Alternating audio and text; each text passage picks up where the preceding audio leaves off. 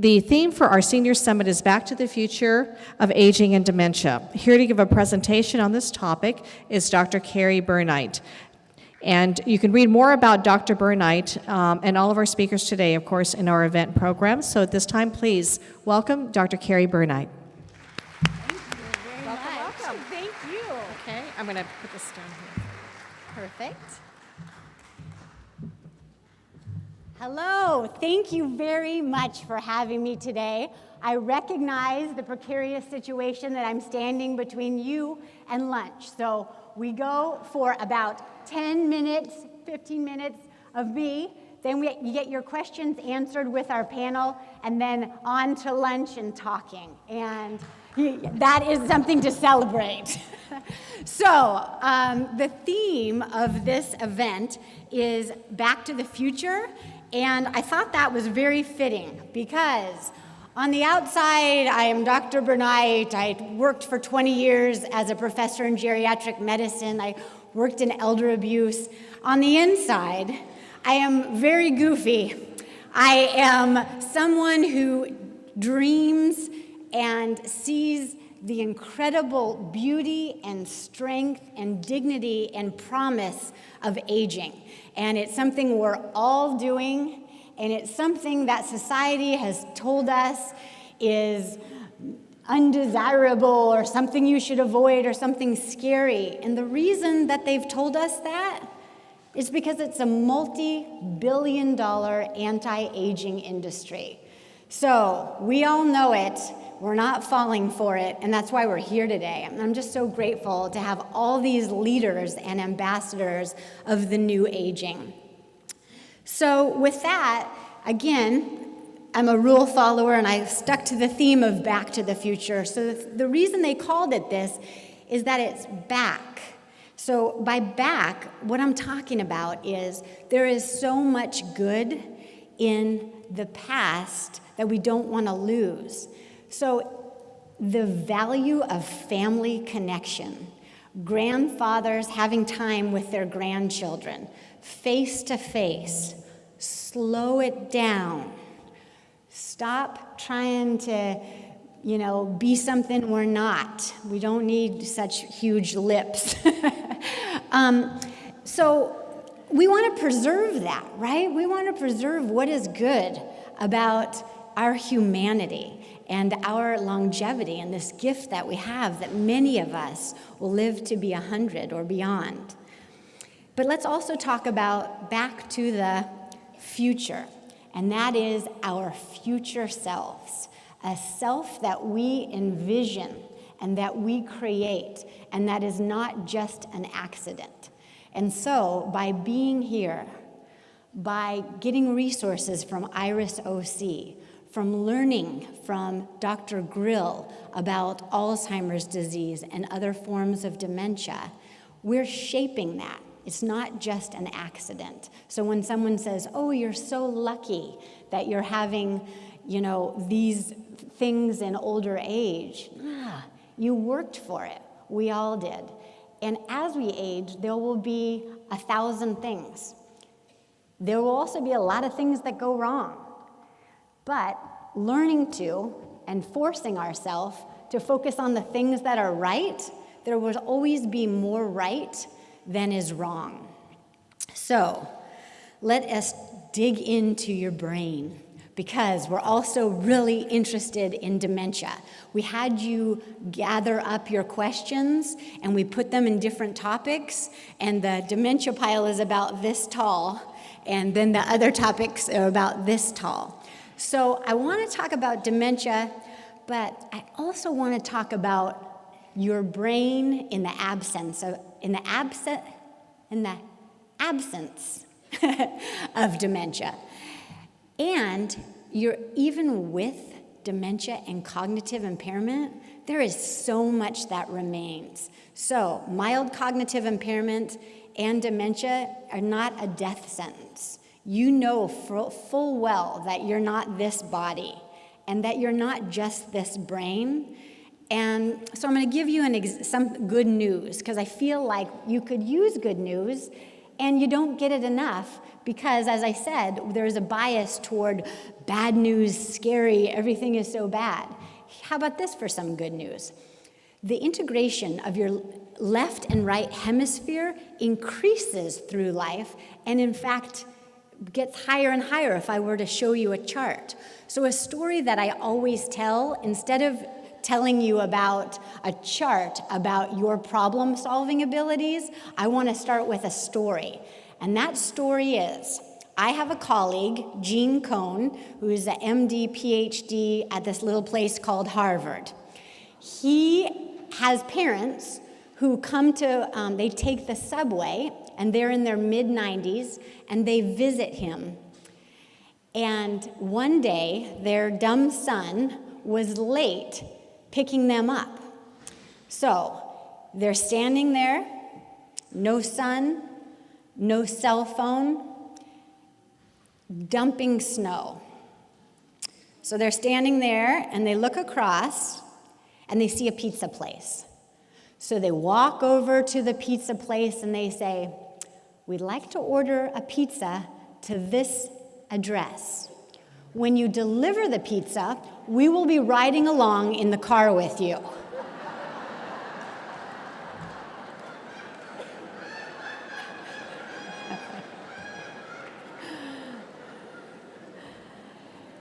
That, my friends, is problem solving.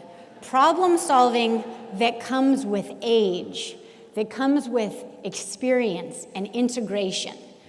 So, in my opinion, our worry about whether we might be forgetting some names or having this and that, don't let it outshine your strength and that you can figure stuff out.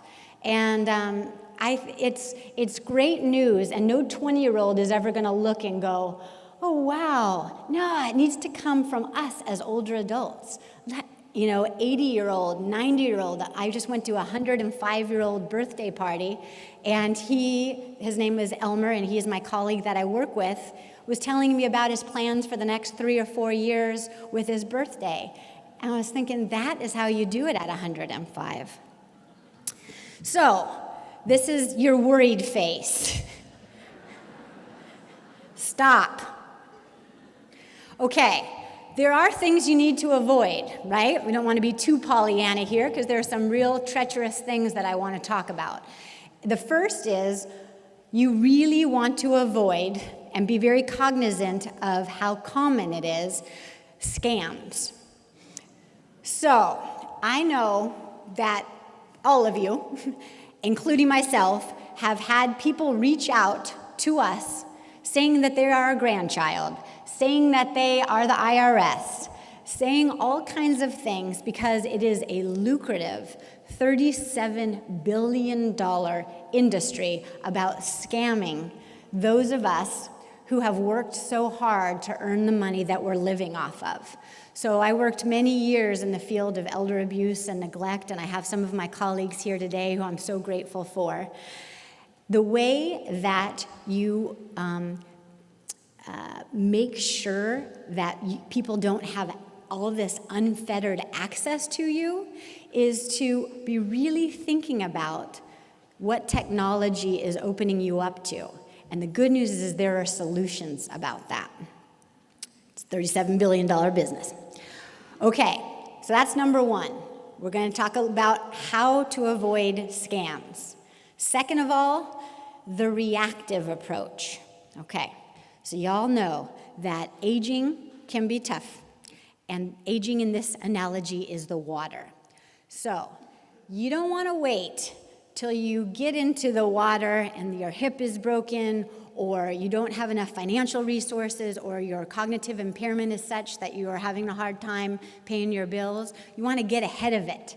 So I'm proposing that you really think about the proactive approach, right? I'm not saying that the water is not out there and that it's going to get challenging, but by planning some of these things in advance of saying, yeah, you know what? I might have cognitive impairment. I'm likely half of us are going to have visual impairment. I am 50 and I had my retina detach already, and the second one is detaching. So I'm jumping into visual impairment early.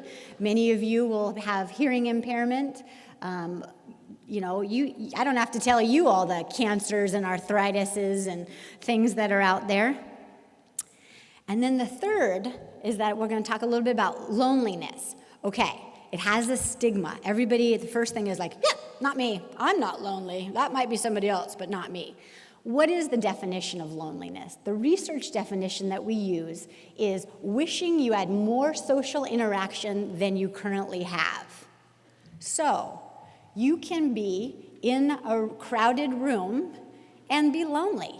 You can be by yourself and not lonely.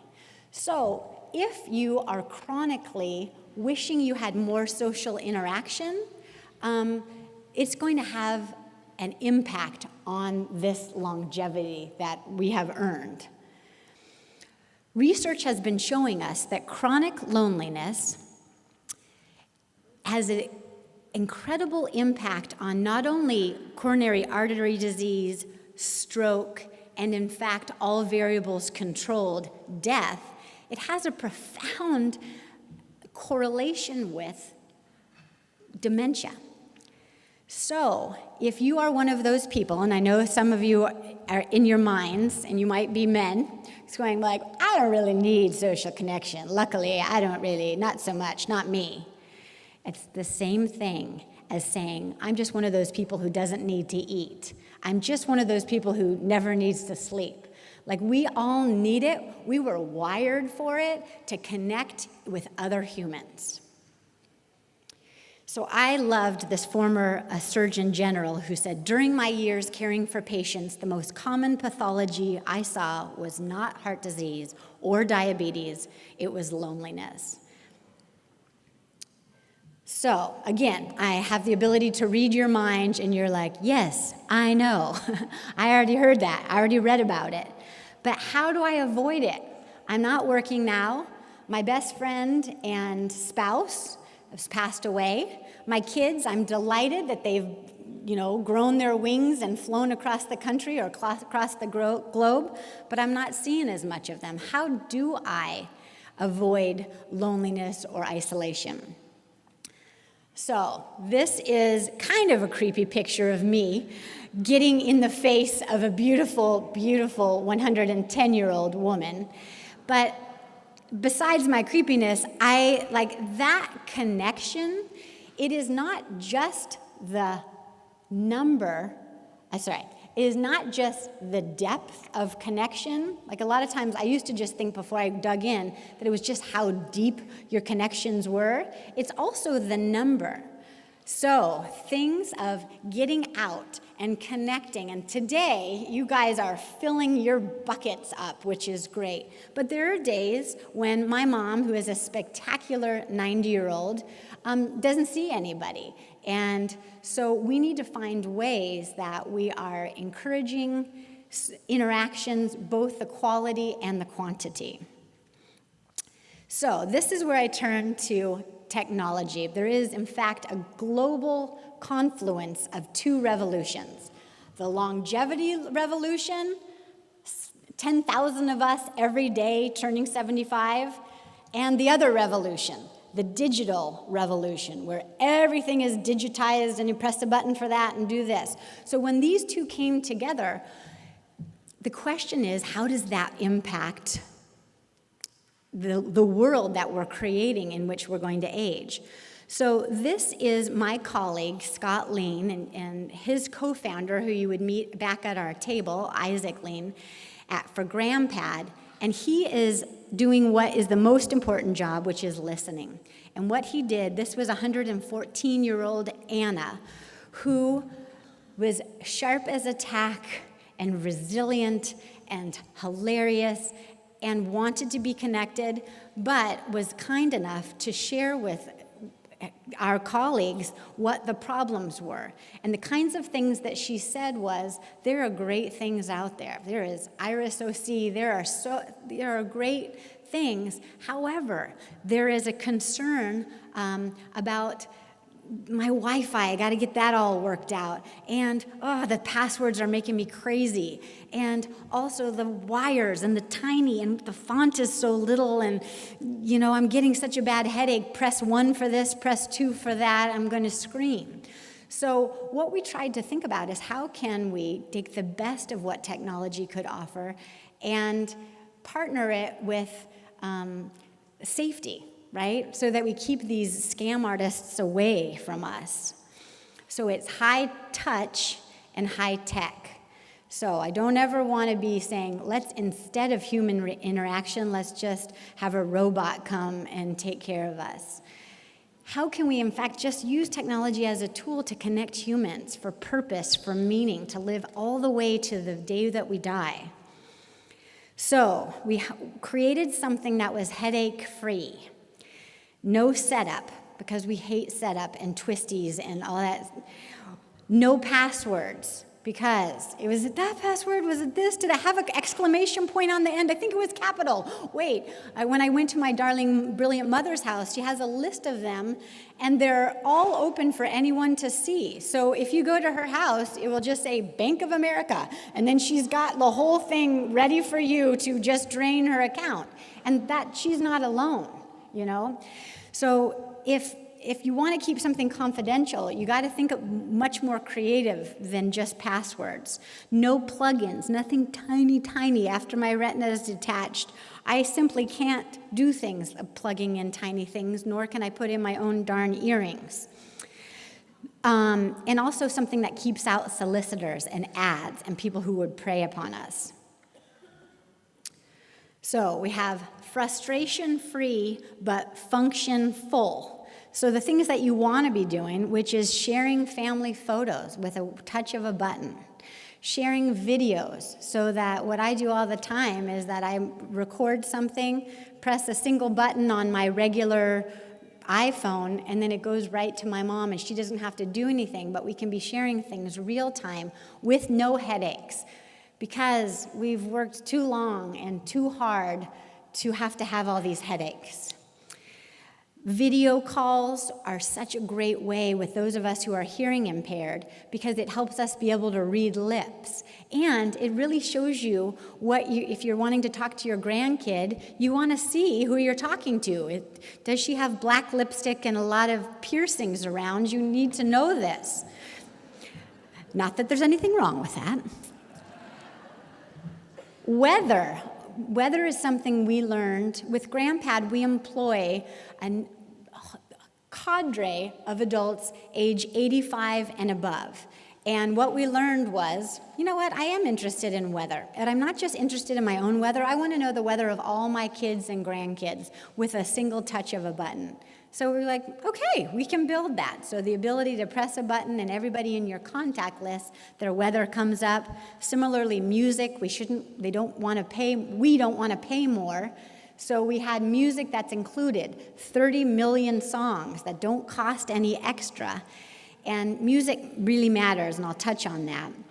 Email, the ability to email and also use voice email, because sometimes, frankly, you don't want to be typing it out. You just want to use your voice.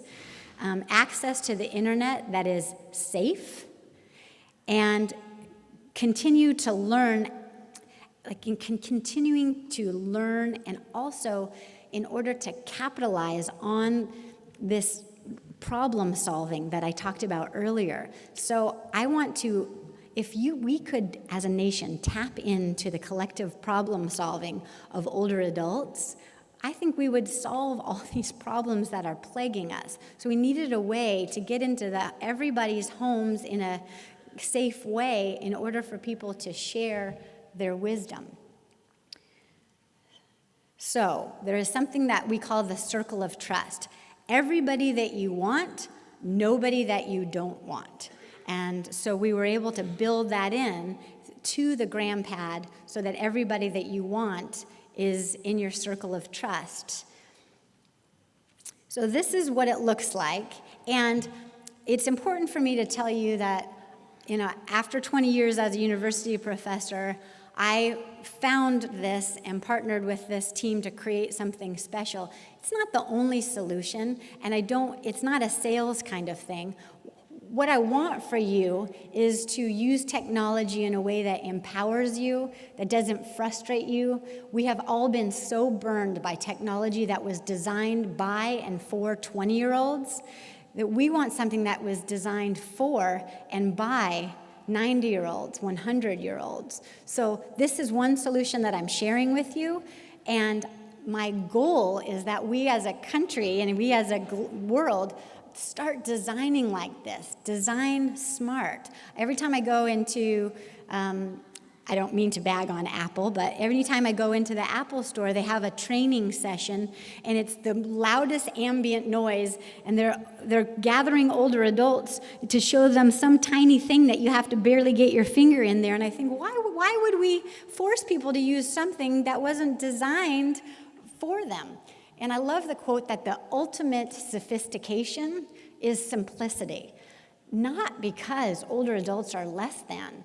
It's the ultimate sophistication to say, I don't need all these headaches. So what we did is we put everything on there. It includes your LTE. So what it means is that it works anywhere, and you don't have to monkey with internet and Wi-Fi. It just works everywhere. So that was a big blessing. It is the way that they have it is right now we're selling it in 1,800 Target stores, and all Target stores, but you can also just call, and if you are interested, you can go by our booth, which is right out the door, and there's a card that you can pick up that tells you more about it, and also just a phone number where you can always talk to a human. And because we would never do a thing of press 1 for this, press 2 for that. So when it arrives, it already has your photos on it and your contacts. We even got rid of the on and off button, because even that's a pain in the rear. So you just open it up and it's on. We redesigned the screen so that our dry fingers, what happened is that we had our testers and they would touch it right. They're doing it right, but the moisture in our fingers decreases as we age, and so the screen, it's not our fault. It's that the screen wasn't sensitive enough, so we had to design it from scratch with a sensitive screen, and to put the speakers in the front, and to make it wireless so you can just set it on a charging cradle. The goal is to make you be able to access everything that you want to. So, for example, if you want to, I was just drooling over Iris OC, and I thought, wow, how wonderful. I'm going to go home on my mom's GrandPad and have that site. So she just presses one button, which is internet, and then there's a picture of the Iris OC site, and then she can be getting all the content she wants with none of the junk that she doesn't want.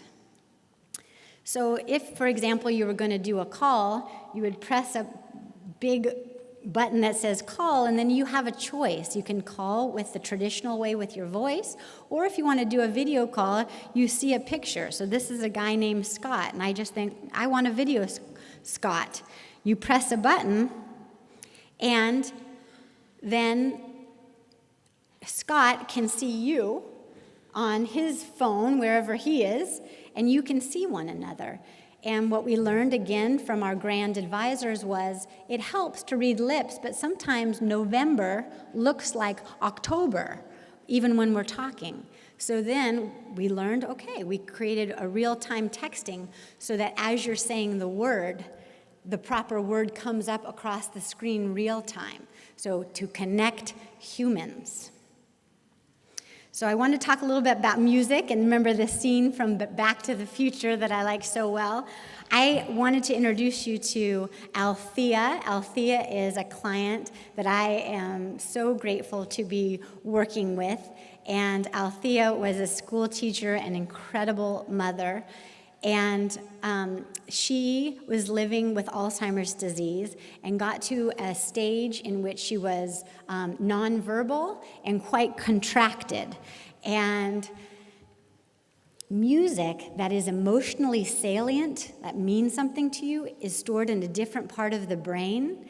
And so we were able to ask Althea's daughter what music moved your mother? And she said, well, when she was a little girl, it was hymns. She knew all these hymns, and let's find them. So luckily, with 30 million songs, it's not, you find a lot of obscure songs.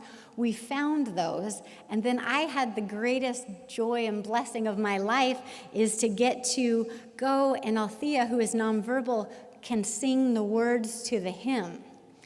And you talk about living until the end. I mean, it is the most beautiful, beautiful. And on this particular day, after the song finished, she said the word lovely about 25 times.